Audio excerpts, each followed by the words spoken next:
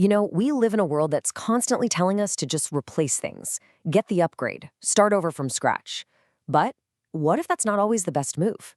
Today, we're going to dig into a totally different way of thinking. This is the path of the mechanic, the one who looks at something broken and decides to fix it. I mean, really think about that question for a second. It gets to the very core of how we live our lives. Picture it. Your car's making a weird noise, a friendship feels a little shaky, your bank account is, well, struggling. Our first instinct so often is to just throw in the towel and look for something new. But what if the real magic happens when we decide to roll up our sleeves and actually mend what we've already got? So, to guide us on this little journey, we're looking at an archetype, the mechanic.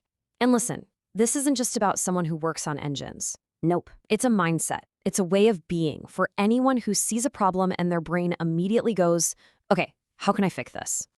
And the inspiration for all of this comes from right here, the mechanic oracle card.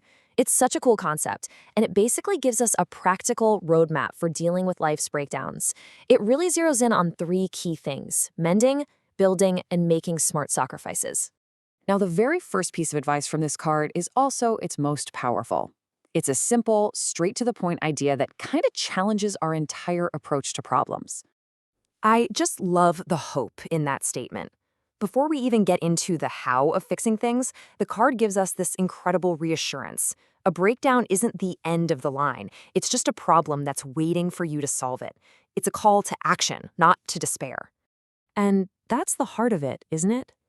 Mending is a deliberate choice. It's you consciously deciding to see value where other people might just see junk.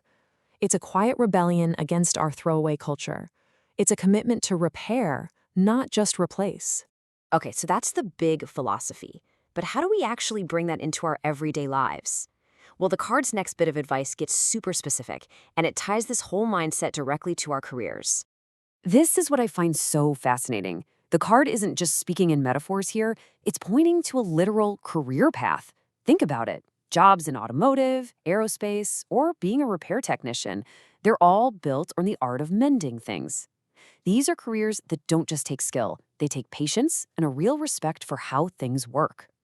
All right, now let's shift gears to an area where, let's be honest, a lot of us feel like we could use a mechanic: our finances. The card's final piece of wisdom tackles this one head on. And this is where the rubber really meets the road. The card lays out a pretty bold promise. You can fix your finances. But, and there's always a but, right? There's a price. The path is there, but it's going to require a sacrifice. Maybe that means giving up the daily fancy coffee, or that streaming service you never watch, or maybe it's an even bigger lifestyle change.